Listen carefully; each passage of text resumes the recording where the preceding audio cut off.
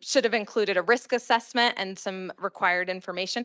The board, you may recall, adopted a subrecipient policy and risk assessment tool last fall. So moving forward, we are in a good place for those. So related to the findings of significant deficiency, we are required to have a corrective action plan. We came up with the 4 bullets on the screen collaboratively with the auditor, and they feel like they're very good responses to the things that they found in the audit. And we feel really good moving forward that we have a process in place to avoid similar errors. What I would really sum it up is like we had some miscoded receipts. We had some minor issues with the way we were coding in QuickBooks. And I think we've got that all cleaned up at this point. So, you know, there's no money missing. Nothing was embezzled. all the big questions are really okay. So with that, I'm happy to answer any questions. Thank you. Are there any questions or comments from board members at this time? All right, thank you. It looks like the audit were minor things that are points and growing pains in the transition of new leadership. And so keep working hard. Please make the adjustments, and let's see the growth for next year. Thank you. Thank you. All right, our next item is consider application for Safe Streets and Roads for All, SS4A grant. Thank you, Chair and members of the board. We have 2 parts to the action today. The first part is to authorize us to apply, and then the second part would be to allow us to execute the grant agreement upon award. So if we do receive this award, that we wouldn't need to come back to you to execute that, and we could just execute it internally. So I'm going to go through and tell you about our idea. So Safe Streets and Roads for All is known as the SS4A program under DOT, welcome. And their NOFO, or Notice of Funding Opportunity, was recently released, and it had $656 million for planning in it, which is really an unprecedented amount of money for planning.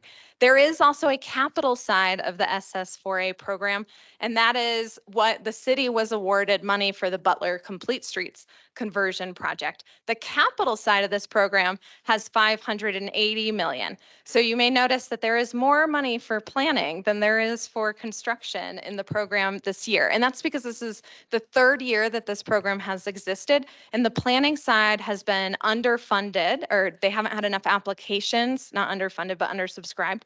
They haven't had enough applications in the program to give all the money out. And so they are highly encouraging jurisdictions to apply because $656 million is a lot of planning money.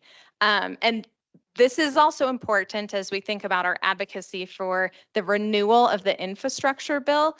When they see large pots of money that look like they're not being used, it's much harder to get that renewed than when they see the money is being utilized. So just a couple points to think about the SS4A program. MetroPlan actually also does have a about a $200,000 grant for our vulnerable roadway users study that is kicking off. We talked about Vision Zero at the advance. We're really getting that underway, and it meets the requirements under the SS4A program as a safety action plan. And that is key because there's the ability, an action plan has certain components that have to be met. And once you have an action plan or an action plan underway, the door opens to the type of planning that you can do with this pot of money. So your first set of planning really has to be a checkbox of an action plan. And after that, you can do what they call supplemental planning, which would further your work in safety. So it opens the door a lot. The key is it's a focus on safety. That is the program's goals. And then the first deadline that's coming up is April 4th. And so this is also a very quick turnaround. I think the grant came out about 15 days ago or so. And so it's a tight timeline to turn it around.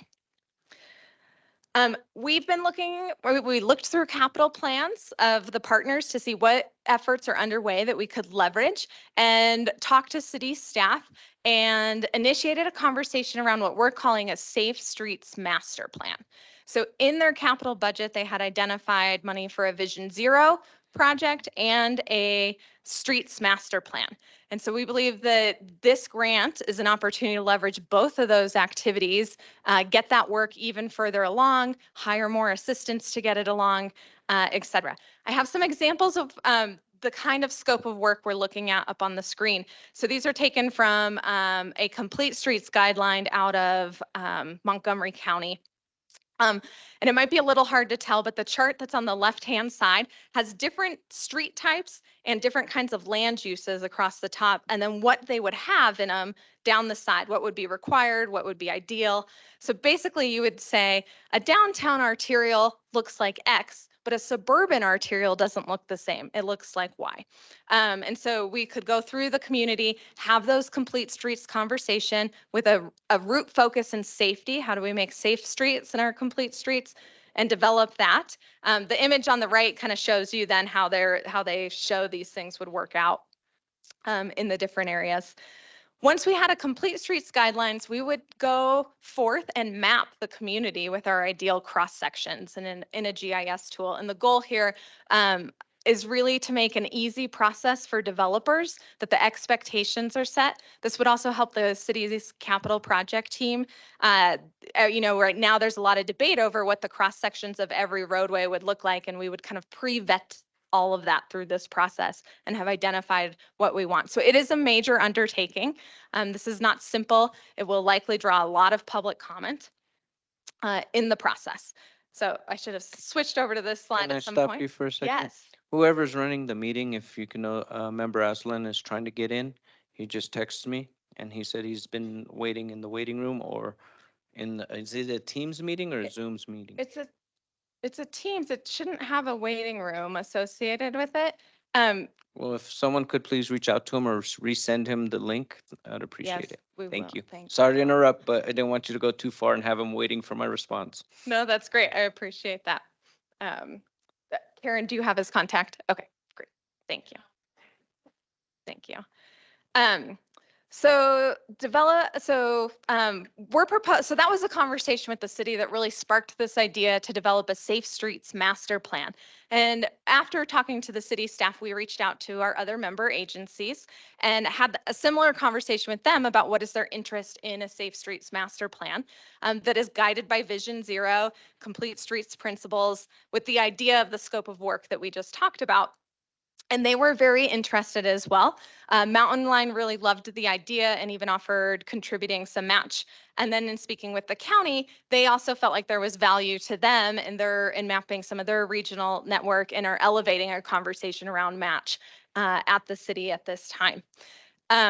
ADOT is interested, expressed a lot of interest. They do not want us to go back to ground zero on the Milton Corridor Master Plan or the US 180 Master Plan, but they have other sections of roads that they don't have corridor plans for. And we talked about maybe minor tweaks to the other plans, but not starting fresh on those particular roadways. So based on that, your packet has a draft budget and it's just draft. And I don't have a firm dollar amount at this point because we are having these conversations about additional contribution from partners. But the idea here is that Mountain Line could bring about 25,000. The county's talking about 10,000 to help leverage additional funds, and taking the 500,000 from the city of Flagstaff and leveraging that to advance this work. I anticipate to do this process would take us 4 years. This is not quick. So while 2.5 million seems like a lot of money, and it is a lot of money to be clear, over a 4-year process, I don't think that that's unreasonable to spend on a planning project. And when I think about the complications of the public outreach process with talking about what cross sections should look like across town, when we talk about mapping these things out, that could get very controversial, take a lot of energy, effort, and time to deliver. So while it is a large amount, I think that the work that we are asking for is a lot of work. So there are some risks, and I want to be very transparent with the board about some of the risks. So we don't have any formal agreements with our partners on match. We would request letters in writing before we leverage their match in a grant application. but there's no legal commitment from our partners. And so there is a small risk. I think with letters of writing, our partners would hold true. But ultimately, FHWA is not going to ask them for match. They will ask Metro Plan for match. We've talked a little bit about our cash flow challenges. I anticipate at this scale, we need about 50,000 a month to deliver this over 4 years. So that's 50,000 that Metro Plan is fronting. It's similar to how much we're contributing monthly to the Downtown Mile project, which should wrap up. And so essentially kind of keeps us at a similar level of cash flow. And I think we are working towards solutions on our cash flow with the city, but just want to be transparent that whenever we do a grant, we have to front the money month to month. And so there is a little bit of cash flow impact. And then I do want to acknowledge that the topics could be very controversial, and Metro Plan's brand will be out there as a part of those conversations. And so there's a little bit of reputational risk. I also think there's a lot of reward. I think that what we're talking about delivering are things that the community has been talking about for a long time. They've been in the city's capital plan for a long time, and our partners seem excited about. I think we're highly likely to receive this award based on the input from DOT about the scale of funding that is available. So I don't think we're necessarily I don't think we're asking for too much. It's a lot, but there is a lot of money for them to give communities. We're really leveraging planned work. We're not making up something new. Again, this came out of existing capital plans. There is the ability to split we get 80-20 splits on the grants. So we take the little bit of local money and we bring quite a bit of value. And I really think that this shows the collaboration that we're all looking for Metro Plan to bring to the table, and really expanding it from something just to the city to something that Mountain Line's excited about, the county is excited about, ADOT sees use in as well.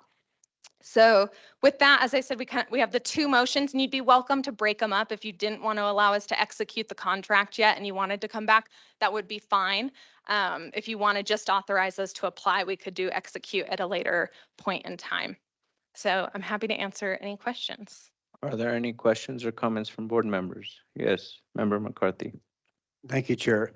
I think I have a question that kind of applies to a lot of these grants. Is they're great to do these studies, but how do we put teeth into it? I mean, is it in the regional plan? Is it in code or whatever? And I think that's something that you might kind of keep in mind as you go through this process. And I may bring this up again on other items. No, I think that's great. And we have had some very high level conversations at the city. We talked about how to really give it teeth. It should be an amendment to the regional plan to then adopt the Safe Streets plan. Some people also mentioned it would be really great if it essentially had plug and play engineering standards coming out of it. So as we develop these guidelines, that it made it very easy to do some of the engineering standard updates that the city has been talking about as well. So I think implementation is key for us, and we want those partners to buy in. I think the match helps to show that, but keeping that at the forefront of people's mind is very important. Thank you. Are there any other questions or comments from board members at this time? Member Thompson. Chairman, just to let everybody know I'm present, and that's not intentional. Like I was on the other side of town.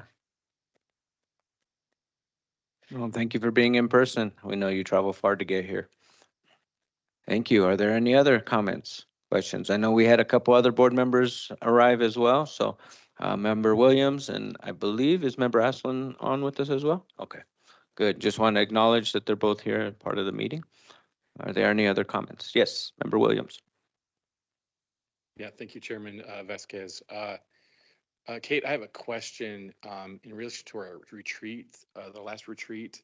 What I really liked about that process was how things were being aligned and calculated in a way that grants and initiatives were being streamlined and aligned. How does this fit into that strategy?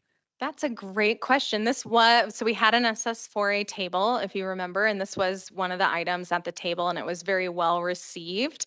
And I think the other projects are capital projects. This was the only planning opportunity. And the other projects weren't quite ready. We needed a little bit more design, or we needed the match to be secured. And so the NOFO came out so quickly, plus the real encouragement to go for the planning money where the capital is oversubscribed. I think it's a good fit and I do think it aligns and I appreciate you remembering that process. All right, Member Begay. Thank you for the presentation. Can you elaborate a little bit more about the topics that may be controversial? Sure. This is one example, and I don't know that it would come up, but I'll just use it as an example. Let's say we're talking about intersections and what safe intersections look like. There could be a conversation about roundabouts versus signals. And as we've all seen, that can get controversial very quickly. And so I think that's just one example of many. It could be for example, do you have a separated 10-foot foots versus on-street bike lanes? That can also be a very controversial discussion. There's impacts on how much right-of-way is needed. The bike community may have very strong feelings about having both, not one or the other. So I think that there's just a lot of conversations that will draw a lot of input. I would think at this point, and we're putting something together and then figure out a lot of details later. I would imagine a community group will need to be involved, much like the regional plan that has developers on it, that has community members from walking, biking, et cetera, and really vetting all these ideas and thinking about the pros and cons from all the different perspectives. And also, I'm glad that you brought up the regional plan, efforts that or plans that are going to be that are being considered, because I think it's very important that everybody, that is involved or uses the streets is involved in this planning process. So thank you. All right, thank you. Are there any other comments from members?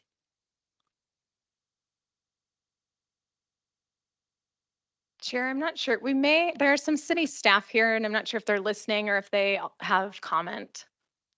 Is there any comment from city staff or anyone else in the audience? Tongue-tied.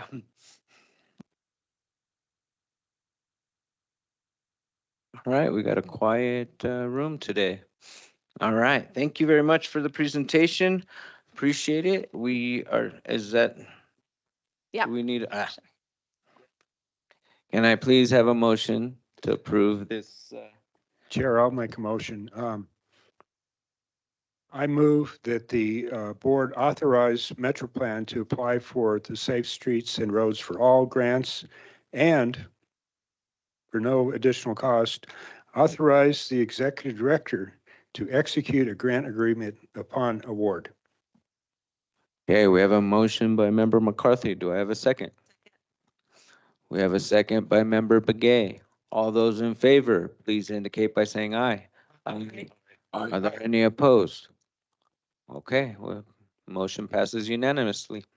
Thank you. Thank you. Now we can go on to number 3, consider route transfer study update with staff member David Wessel.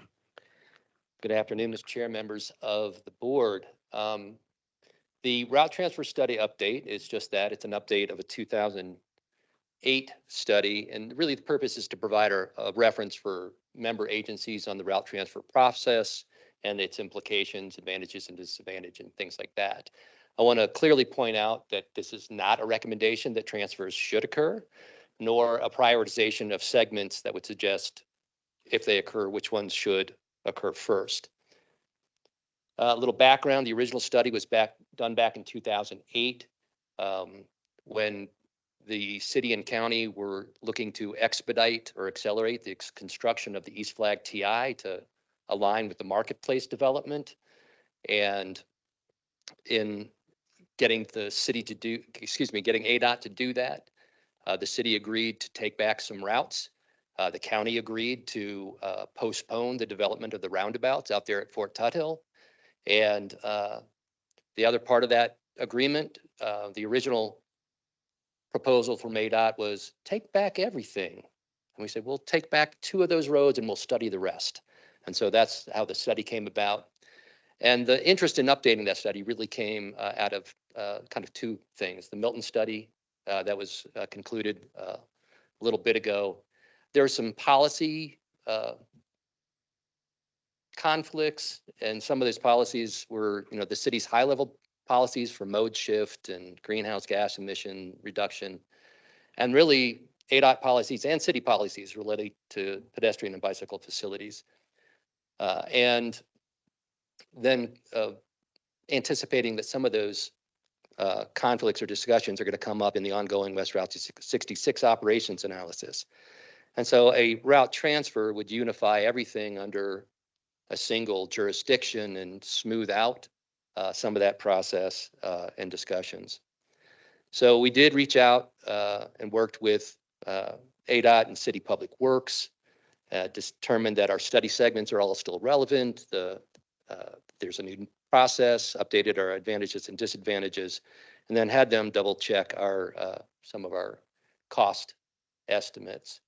Here's a table that shows those advantages and disadvantages, and they're two sides of the same coin.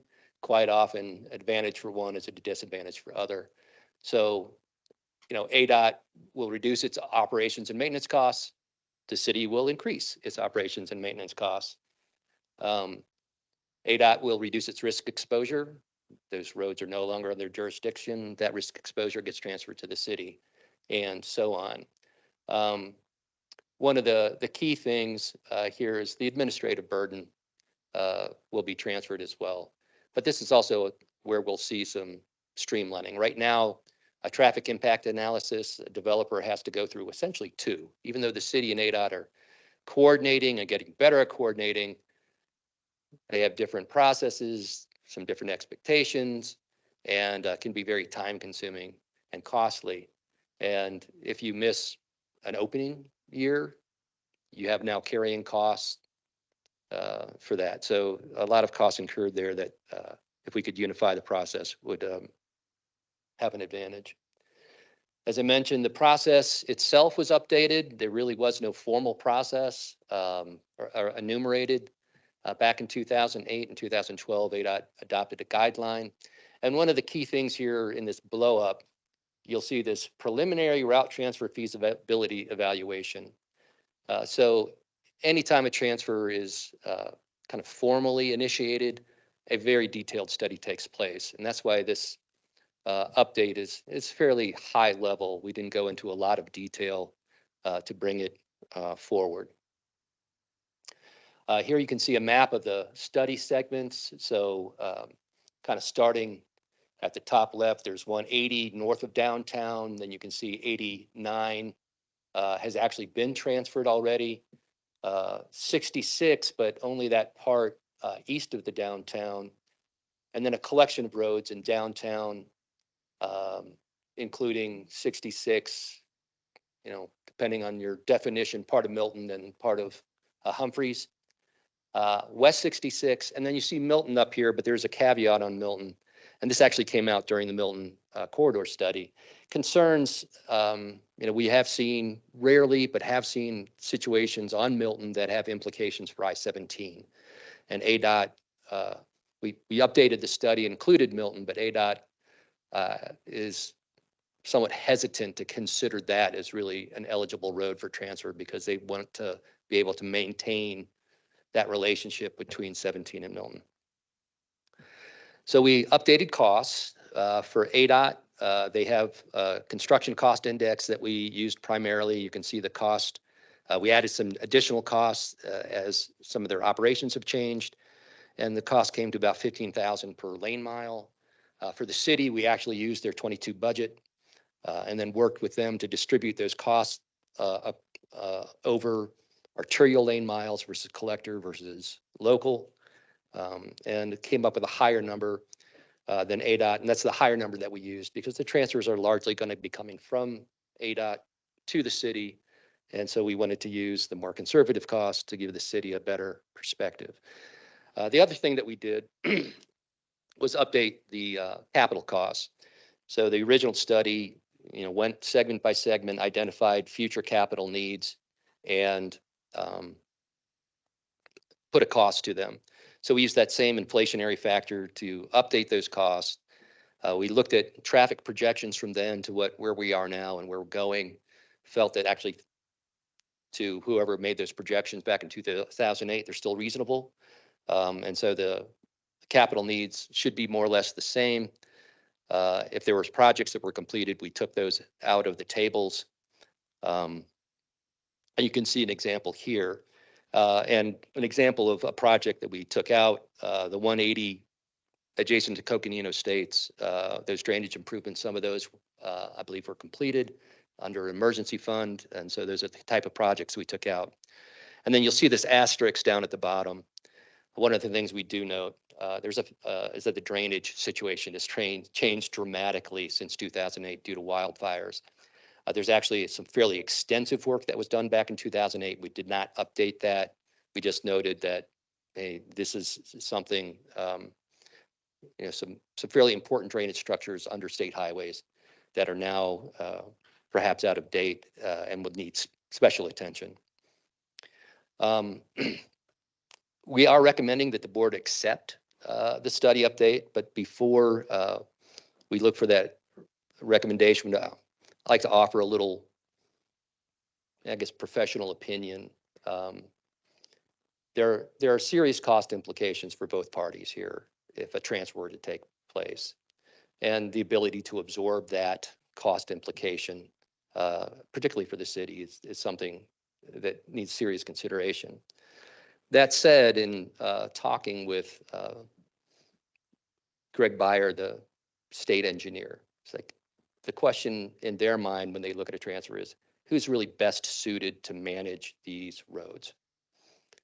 And as you could see from the map, you know from personal experience, these are city streets. These are not in terms of the way they work and who's using them. Yes, we have visitors from out of state, from out of the city, but this is no longer, I need to get from city A to city B, and here's my route.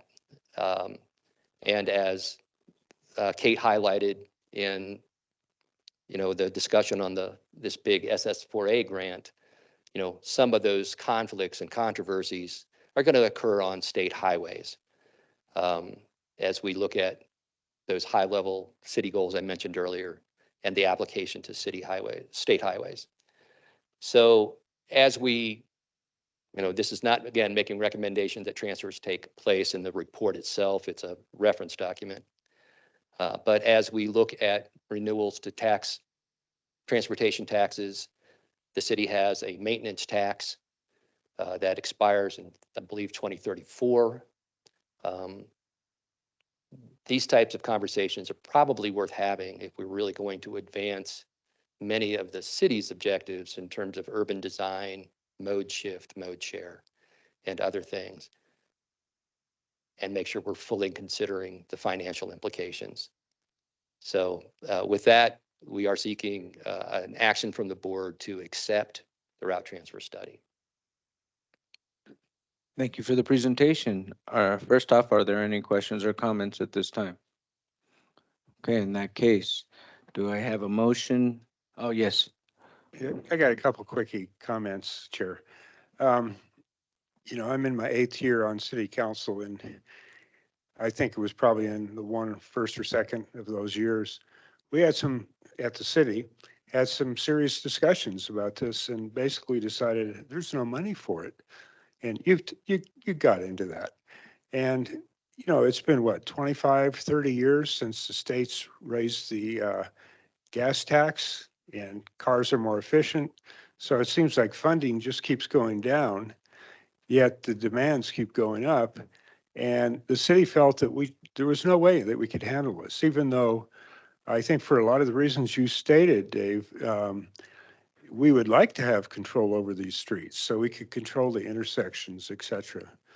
So I totally accept the study, but I don't think that the city anyway is going to move forward on any of these in the near future. That's my comment. I did have one question. What part of Route 66 is under Flagstaff city control? So it's the part that runs behind the mall out to Walnut Canyon. Okay, so not where all the stores are, but the part that goes east and there's like nothing out there. Right. The theater. Yep. Okay, well, that was an easy one. Thank you. Are there any other questions or comments at this time? Member Begay? Yeah, thank you for the presentation. Oh, Chair, I'm sorry. Um, I'm just kind of sitting here. I know we're talking about the transfer study, and so the pros and cons to this, I was just kind of wondering about some of them. Funding's an issue for one, and other stuff. So, and if the transfer is done or the study is then later on, I don't know if it's going to be changing later on, and when to do the plans and stuff like that. So I'm just kind of wondering what the best way that we can uh, consider the recommendation that you're putting forth before the board here. Mr. Chair, Member Gay. So again, this is a reference document. So we're just saying, hey, if you followed a reasonable process and the references are reasonable information, accurate enough for us to consider whether or not we should make a transfer or start talking about a transfer, then hopefully that's sufficient for you to accept the document. As far as using that document to engage in a conversation and what's the best path forward, I think that's probably another conversation. And I think if it's something you as a board member or the board is interested in, would think that you would direct staff to say, let's lay out a path forward to at least explore this if you're interested. But we're really not making an offering in that arena today. Just saying, here's what it looks like today if you want to consider this stuff. All right, so in that case, yes, Member Sweet. I just had a quick comment that I like that this is just a study and there's no harm in having information presented. And I know we have some staff online. I'm not sure how they feel, but I think the information is good. And then as a city down the road, we have that knowledge and information in front of us to make future decisions. Thank you. Thank you. Thank you. Are there any other questions or comments by board members? Okay, in that case, can I get a motion to accept the 2024 route transfer study? Thank you, Chair. Member Begay? I guess we can go ahead and recommend accept the 2024 route transfer study update as presented. Thank you. We have a motion by Supervisor Begay, or Member Begay, excuse me. Do we have a second? I'll second. We have a second by Member McCarthy. All those in favor, please indicate by saying aye. Aye. Are there any opposed? Are there any opposed? Motion passes unanimously. Thank you. Thank you. All right, next one looks like it's another one for you is a 2025-2029 Transportation Improvement Program. Yes, thank you, Mr. Chair, members of the board. We're seeking today an action to release this for public comment.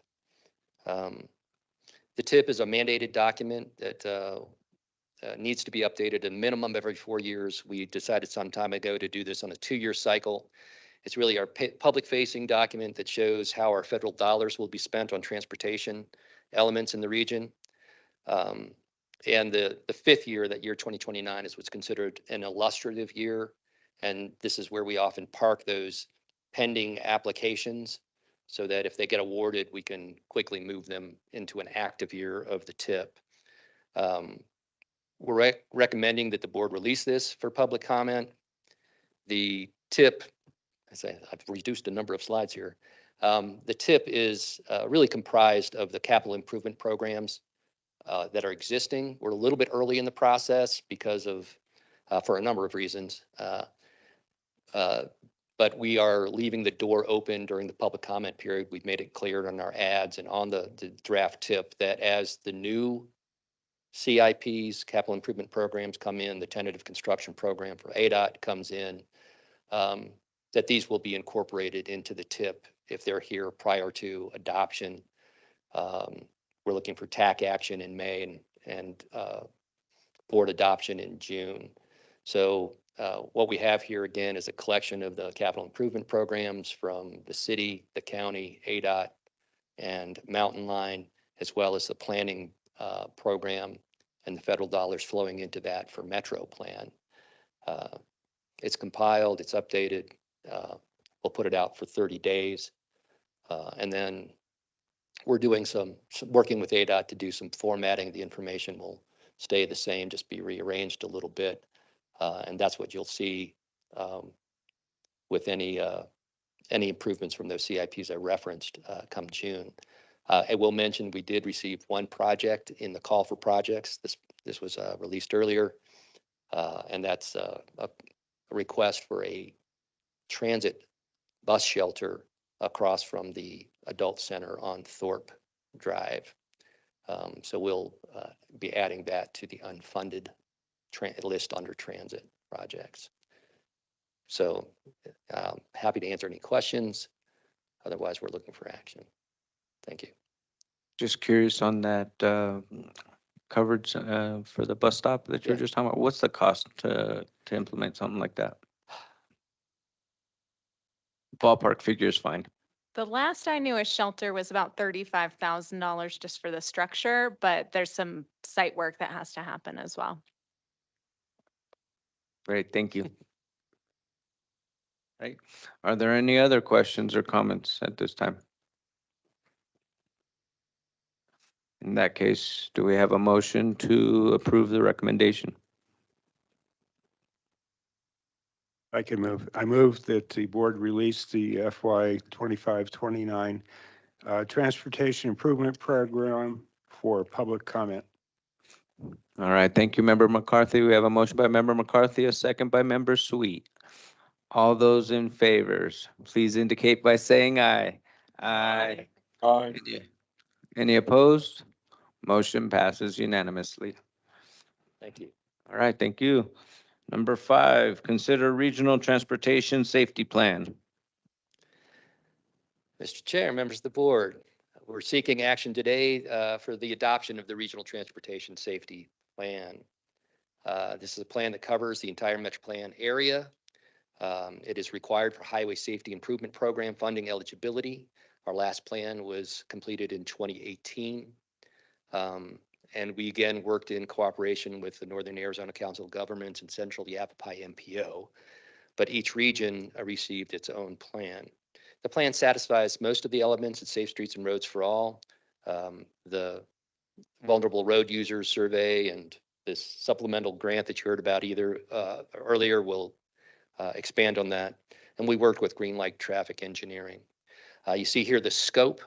So we did a crash analysis of 2017 to 21 crashes. Did some fairly extensive outreach that we shared with you earlier from online surveys.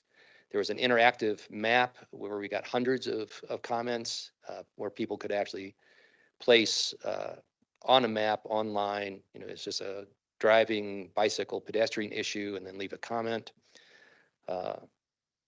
Through the outreach and the analysis, we identified safety emphasis areas and assigned strategies to each of those, identified priority locations, and then strategies,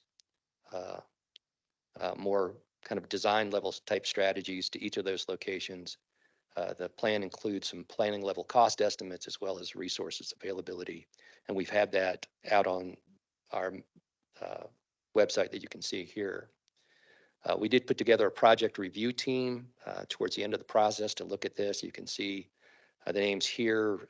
So representatives from city traffic, county engineering,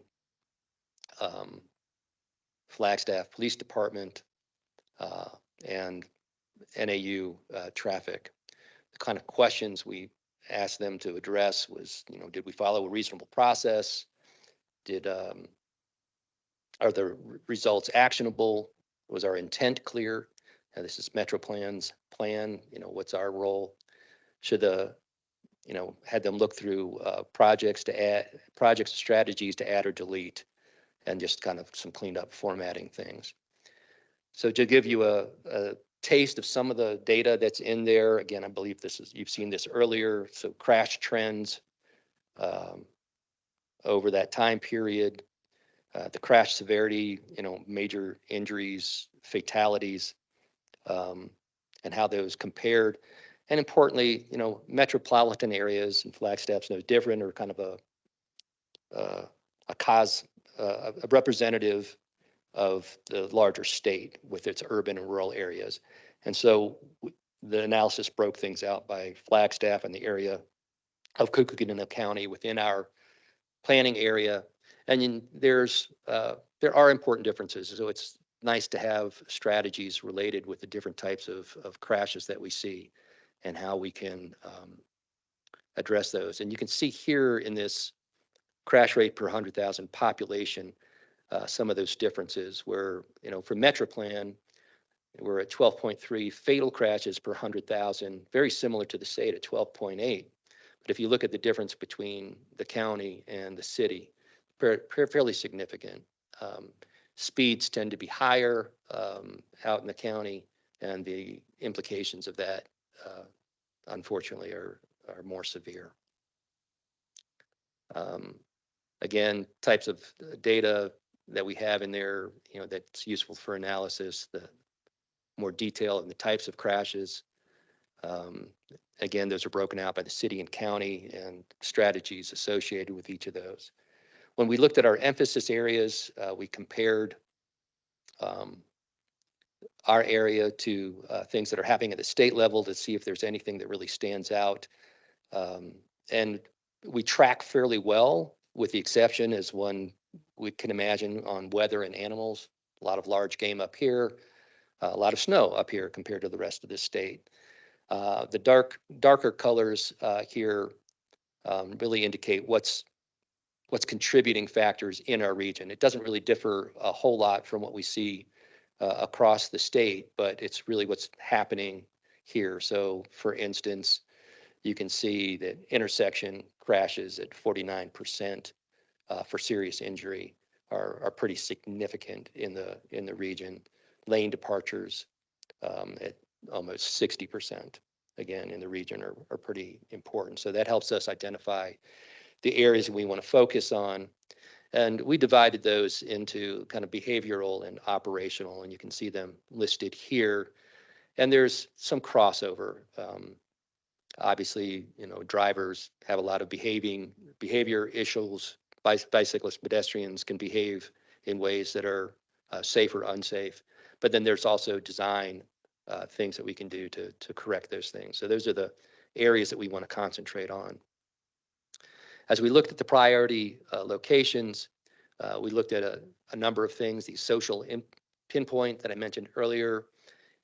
Greenlight really liked their process, and that they actually sat down with stakeholder interviews. And you think about the job that they had to do in the Northern Arizona Council of Governments area with Winslow and Snowflake and Taylor. Here was the city, the county, pretty straightforward.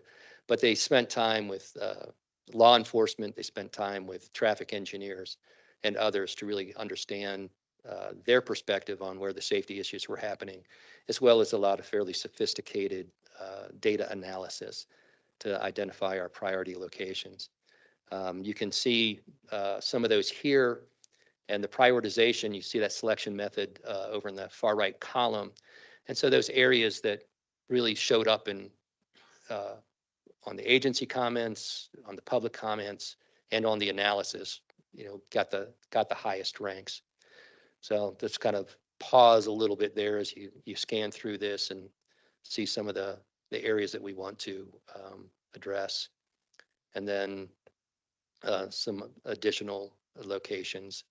Again, they broke them out by the city and the county. There are a number of state highway locations that are high on what we would call our high injury network. And so coordination with the state, as always, is going to be critical. As I mentioned earlier, there's strategies for these emphasis areas. Some of you may be familiar with the 4 E's: education, enforcement, engineering, and emergency services. So our strategies are organized by that, useful in crafting different programs and approaches. The other thing that's relatively new to safety planning in the realm of transportation is introduced by Federal Highways. It's just been a few years, if that. And it's a safe systems approach, recognizing that there's many factors contributing to crash severity. Uh, roads, user behavior, speeds, vehicles, and then post-crash care, actually getting to individuals who've been harmed, getting them, treating them and getting them to safety and making sure all these things work together. And it's kind of a resiliency package. And so this plan and the strategies really try to lay them out in these approaches. Important to the region, important to this federal administration, is the idea of equity. So we did look at these disadvantaged areas. Excuse me, I'm reading the word error while I say area. That's been fixed in the document. But we did look, where are these fatal and serious injury crashes happening related to what are considered disadvantaged areas. The federal government has put out several different tools to assess inequities or disadvantages relative to transportation. And you can see that many of these priority intersections and segments do occur within these shaded areas designated or identified as disadvantaged. And so as we seek to implement safety strategies, this can be a prioritization perspective. There's an implementation plan that includes these elements. Some of the things that Safe Streets and Roads for All programs and others would really like to see, and the plan gives us some guidance on how to set up, who to involve, how to involve safety in your prioritization process and your design process, different policies and guidelines that one might employ. One of those is Complete Streets. I know that you all have been hearing about that, but making sure streets are safe and comfortable for all modes. There's a couple examples in the plan that we can draw upon, including Phoenix, Arizona, and Howard County, Maryland. You can see some of the elements here that one may consider in adopting a Complete Streets policy. The other that we had extensive conversation about at the advance is Vision Zero. That'll be incorporated and into the vulnerable road users process. And again, we have some examples coming in the Regional Transportation Safety Plan. What we're doing next with that plan is we'll be going through it, taking the information out of it in terms of priority locations, the type of crashes incurring their cost elements, and coming up with some real back of the envelope benefit cost analysis, and sharing that with our partners that might help them decide, which are the most productive grants or most competitive grants to pursue. So that concludes my presentation. I'm happy to answer any questions. And again, we're looking for the board to adopt the plan today. Thank you for the presentation. Very interesting seeing those important highlighted intersections. Are there any questions or comments from board members? Board Member Thompson. Yes, talking about disadvantaged area, I see that when you showed that, does that include the location where that Dairy Queen is at? That's a very difficult to enter into Milton Road or exit off of that into that Yes, Dairy Queen. So yeah, that would be, Mr. Chair, Member Thompson, that would be roughly in this location where this is the intersection of 66 and Milton. And you can see that the intersection itself is highlighted. Most of Milton Road is highlighted as a priority segment, and it is within and adjacent to disadvantaged areas. Okay, thank you. Member Sweet. Thank you. Kind of along the same line, can you list what constitutes a disadvantaged area? Yes, thank you, Mr. Chair, Member Sweet. Um, Depending on the analysis, it could be areas similar to a Title VI, uh, uh, non-discrimination classes, so concentrations of disabled individuals, minority individuals. Environmental justice includes an executive order that identifies low income areas. Areas of persistent poverty, looks at historical poverty levels. Um, then there were transportation community designations, looks at a number of transportation services available that overlap with some of these areas. And if they are lacking access to jobs and other services, they may be designated as transportation disadvantaged. Thank you. Are there any other questions or comments? Member Williams. Thank you, Chair. I just want to make a comment. A lot of work has gone into this plan. It isn't something that happens overnight. And I just want to publicly acknowledge everybody for their participation in putting this together. It's obviously not easy, and given all the stakeholders that were given an opportunity to contribute in the process and then culminating all that work into a plan, I just want to thank you all for your efforts. It's helpful to see this kind of work in play. Thank you. Thank you. Are there any other questions or comments by board members? Okay, in that case, can I get a motion?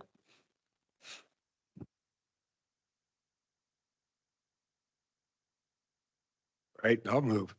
I move that the board adopt the Regional Transportation Safety Plan.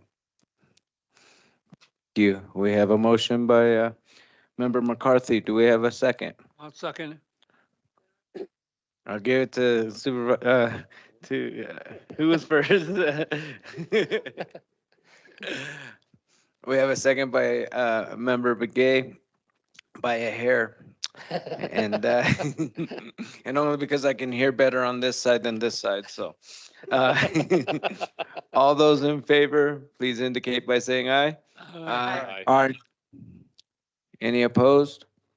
Okay, motion passes unanimously. Thank you. Yeah, I think it was an issue of ladies first. Okay, that too. All right, next up is to consider the Regional Transportation Plan Amendment. Mr. Dave Wessel. Mr. Chair, to the board. This is I hope, a relatively straightforward plan amendment. When we did stride forward, our focus was really on, the constrained plan was projects approved in Proposition 418, 420, the existing Mountain Line budget and so on. And then we really turned our focus relatively quickly to assessing the impact on greenhouse gas emissions and meeting the carbon neutrality goals. In doing so, one of the things that was omitted was really looking beyond that 2045 horizon. We do our best to forecast and project what's going to happen, but 5 years out, things are getting a little shaky. 10 years out, maybe we're a little off, but 20, 25 years out, I wouldn't put a lot of money on getting things absolutely right. And so Blueprint 2040 has system plans that look at more of a build out perspective. And those plans are not reflected, they're not paid for, they're not funded, so they're not formally part of our constrained plan. But if we get our forecasts off by a little bit, maybe a developer comes into an area we weren't projecting growth and really wants to move in that area and drive some public investment, we want to have a plan that allows us to respond to that. And so this just brings forward those system plan elements from Blueprint 2040 in a reference form to strive forward. And this is the language that we're looking at including that references those system plans in chapters 7 through 10 from Blueprint 40, addressing streets, transit, bicycle, and pedestrian systems. And then references to the 20-year program. So there was also a technical correction that we need to make on, when that plan was adopted. And you can see here's a picture of the system for the roads.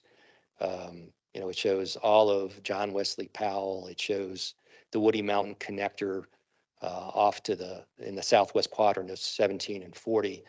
And some of those things are already coming into play in discussion, and some of them are funded, some of them are not. And so this gives us the opportunity to reference those.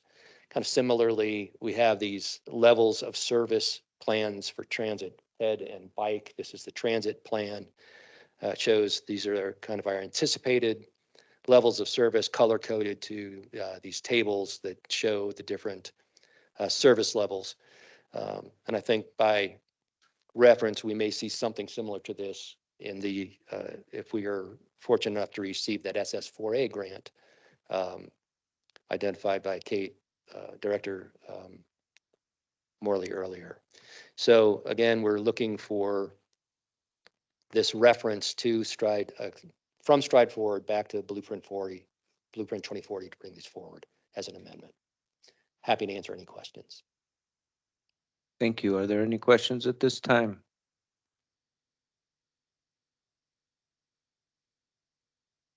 In that case, can I get a motion to approve the amendment? Chairman, I would so move for approval. Okay, we have a motion by Member Thompson. Do we have a second? Second. We have a second by Member Williams. All those in favor, please indicate by saying aye. Aye. Aye. Any opposed? Motion passes unanimously. Thank you, and thank you for the multiple presentations. I guess I have to sit down now. Thank you. Thank you. Next up, let's see. Consider application for AARP Community Challenge Grant. Sandra Tavel.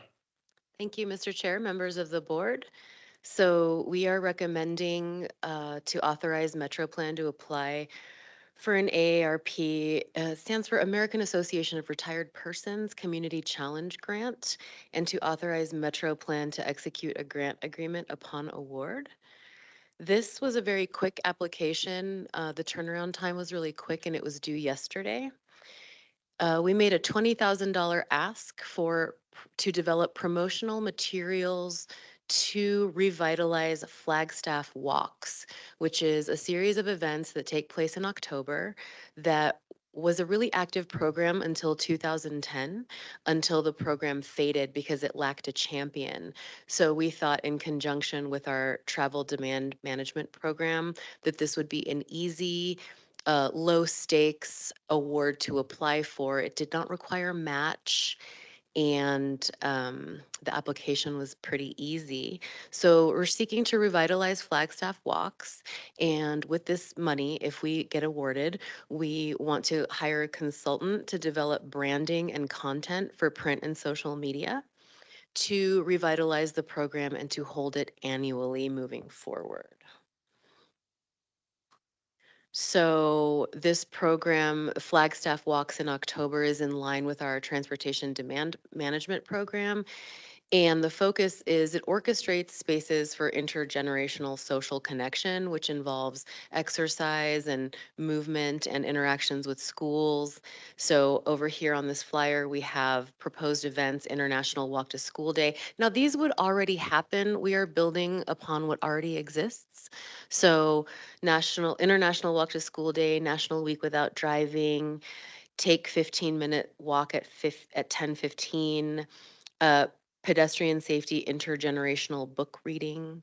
So this is just a series of events that we would revitalize with this money through development of branding and content. And I am happy to answer any questions.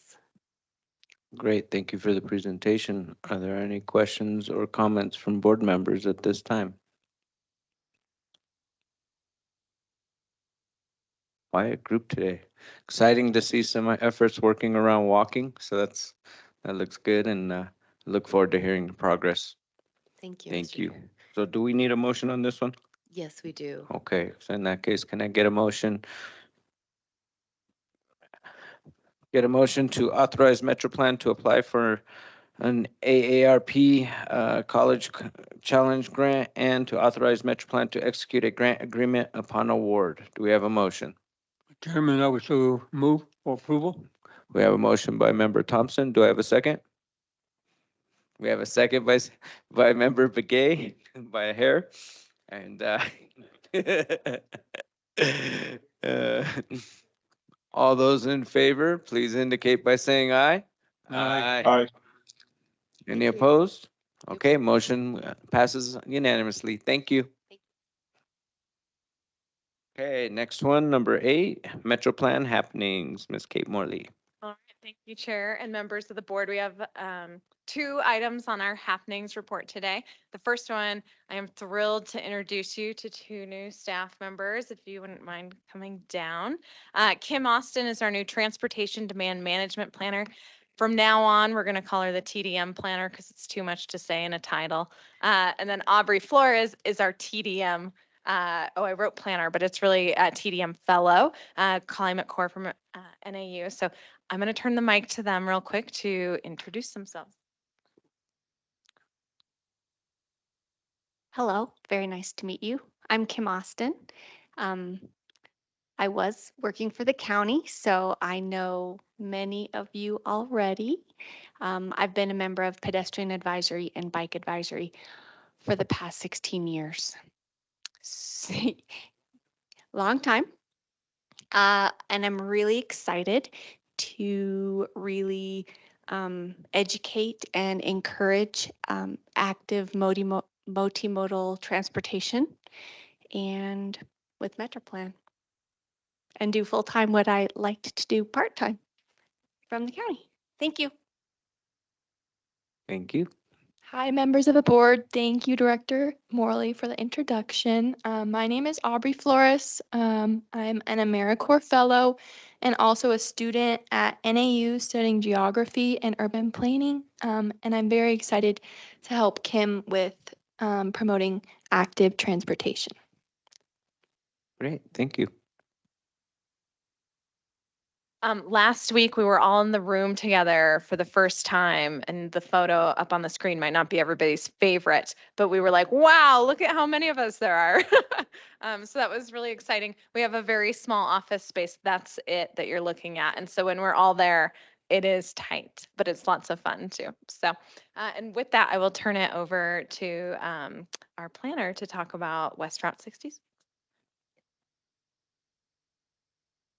You, Chair Vasquez, members of the board. I'm just going to give you a brief update on our West Route 66 operational assessment. Move here.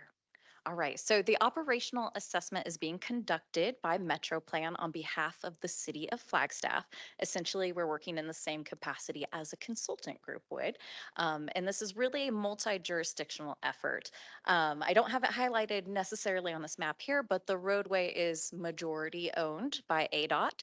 There is a small section on the west end towards I-40 that is owned by Coconino County. And of course, it resides within city limits, and we have Mountain Line as our transit service provider. So working with everyone in this operational assessment, we are intending to determine the best product or project or projects that will fit the city's investment of 419 tax initiative funds to support multimodal improvements along this corridor. And those 419 funds were previously set aside specific to West Route 66.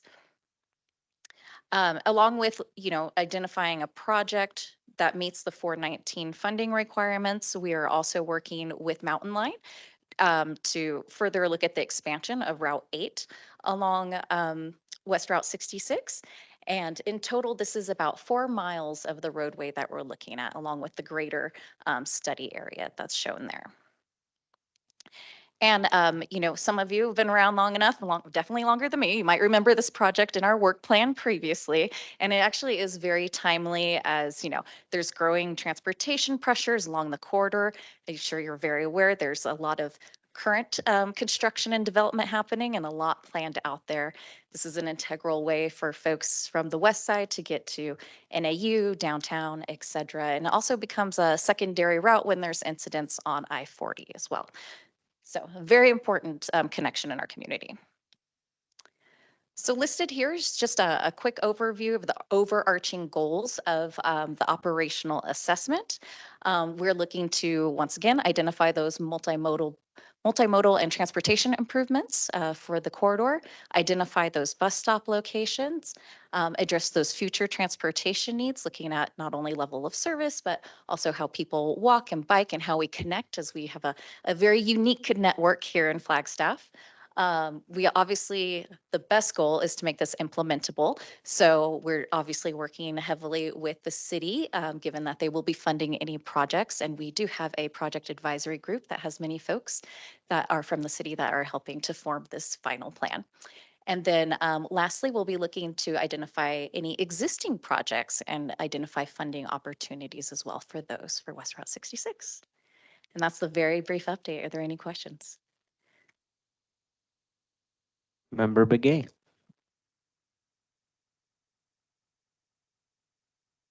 Did you have a question? I saw your hand up. Oh, Member McCarthy, you did have a question. That must have been my arm that went up. Well, this kind of ties into the comment I made earlier in the meeting about, it's wonderful to have plans, but how do you make it happen? And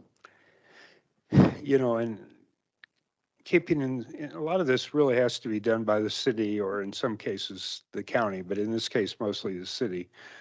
How we pay for it, and that can be a mixture of like 419 funds, but if there's somebody doing a project out there building some new thing, what their reasonable cost share is, and how do we get teeth into that? Again, that might be more of a city thing.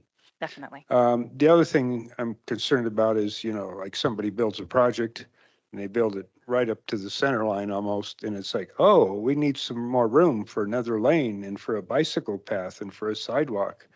So I don't know that MetroPlan can solve all those issues, but those are issues that come to my mind that I mean the city, the county, MetroPlan, need to keep in the back of our mind and push forward towards, because a plan does nothing unless there's some way to make sure it happens. I'll leave it at that. Thank you. May I respond? Sure. Please do. Thank you. Yes, definitely agree with you. We're kind of considering this the first step for West Route 66. So we're getting it to a certain place in the planning process, and then it will be handed over to city staff to really then dig into, making sure that it meets your 419 funding requirements, and then to move into design, hopefully in the future related to that. So we're going to pass it on and be there to support as needed. No problem. Thank you. Are there any other questions or comments from board members? No? All right. Well, thank you. Do we need a motion for anything, or are we good? Just checking. All right. Thank you. Next up, closing business items from the board. Board members may make general announcements, raise items of concern, or report on current topics of interest to the board. Items are not on the agenda, so discussion is limited and action is not allowed. Do we have any items from board members or anything you want to announce? Member Thompson. Said earlier about a comment regarding what David presented. I also like to bring up the fact that ADOT, as well as the board, they released the 5-year plan for transportation facilities construction program for public review and comment. And that comment ends on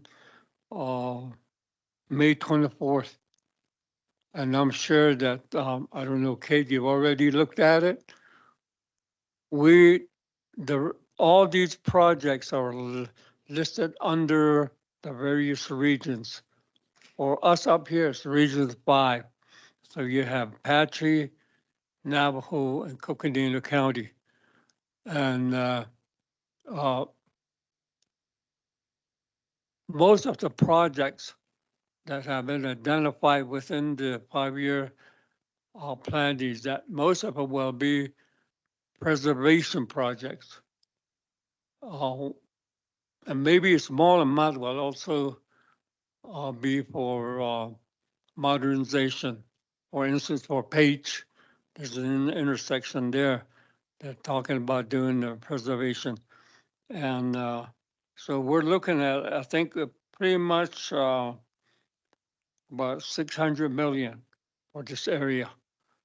And of course, we're all very limited compared with the number of projects that we have. So we try to separate these monies as much as we can in accordance to their needs. So I'm sure that maybe next time, next meeting, we can show up on the board some of these projects that are listed. So anyway, I just want to mention that, give you a heads up on it. It's out there now. We need to review it and maybe get some comments in. So that's it. Thank you, Chair. Thank you. Are there any other comments from board members? Member McCarthy? Well, I just like to say, I'm looking out here at the audience and what a great team we have now. I mean, since I've been involved in Metro Plan, we've expanded significantly and we found funding to do it and we're getting her done. So it's just really encouraging to see all of you staff members out there doing the good work. Thank you so much. Yes, thank you for all your hard work. It's exciting to see the team grow. Even in the 3 years I've been here, I've watched the team grow, and that's exciting. So good job. Keep it up. I did have a question for staff, and I know you're not prepared for it, but I'll throw it out anyway. Do we have any legislative updates of some of the stuff that's going on legislatively right now around transportation? Yeah, so at the federal level, a lot of conversation is starting to kick off around renewal of the IIJA. And so we could bring that back. I think different organizations are formulating their opinions, and I'd be happy to put that on a future agenda. That I think will be an intensive process over the next 18 months or so. Metro Plan, I think at this point is very interested in just saying, whatever we need to do to keep the authorized funding levels the same, if that means not, of course, there's always things we could tweak, but if we don't want to mess with it because that's going to jeopardize our funding, that's okay. Overall, it's fantastic. The state level has a lot more going on at the moment, obviously. The RTAC bill, the Rural Transportation Advocacy Council, that is the one that had our 3 priority regional projects, is essentially dead. We knew that this would happen, and with the state of the state's budget, appropriations requests just aren't really moving forward at this point. But it was a really great way for us to be able to elevate the need for transportation funding and long-term solutions. The SMART Fund has been another one that we've really championed and advocated for. This was changes to the matching funds from the state for competitive federal applications.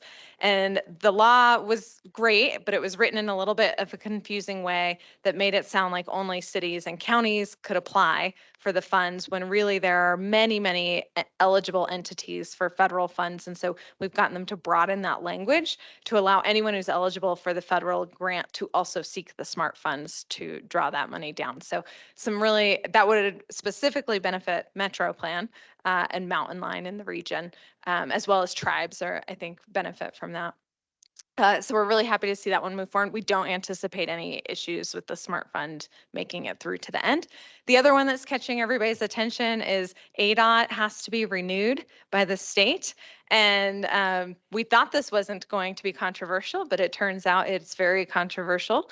There's throwing on a lot of additions to the bill right now, including things that would prevent ADOT from, for example, studying multimodal benefits or thinking about anything beyond cars. That sets them up in conflict with the feds who are saying you have to do these things, and therefore has a bunch of funding implications in addition to being bad for advancing the goals of the Metro Plan region.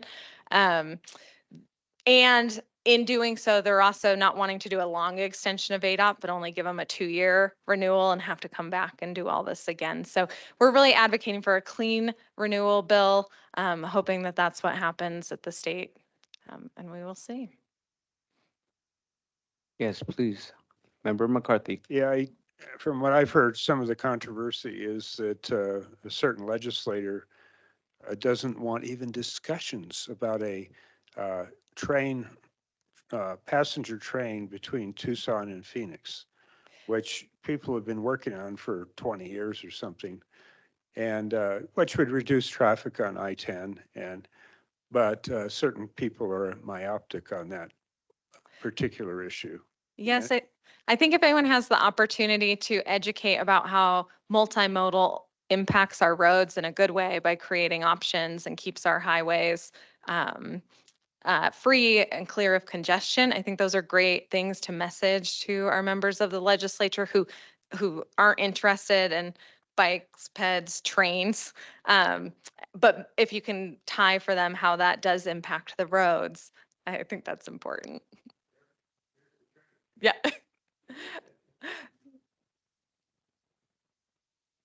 Great. Are there any other questions or comments at this time? Yes, Member McCarthy. I'll say something completely out of order. Careful. I bought I bought tickets in July to go to take Amtrak to LA, and then LA to Seattle, and then Seattle to Bellingham, which is just short of the Canadian border, and stops along the way. And so, I mean, if it hadn't been for that, I probably would have driven, because the aircraft industry really isn't convenient to all those locations. So, yes, do I drive? I drive all the time. But multimodal is the key to this. We need all of these things, not just one. Yes, thank you. Agreed. We definitely need to look at different modal methods of transportation and need to continue the advocacy with our state and federal legislators, but in particular our state, because some of those conversations are so focused on just roads that it's not sustainable, and we know that. And so hopefully we can continue to have those conversations and continue to advocate. And all of you here who have been down to the state legislature to advocate, thank you. It's a lot of work, and it takes all of us to make some change. So we're getting the word out. I know for me personally, I've been more active this year compared to last year. It helps that we're no longer in COVID restrictions, so you can actually go in person.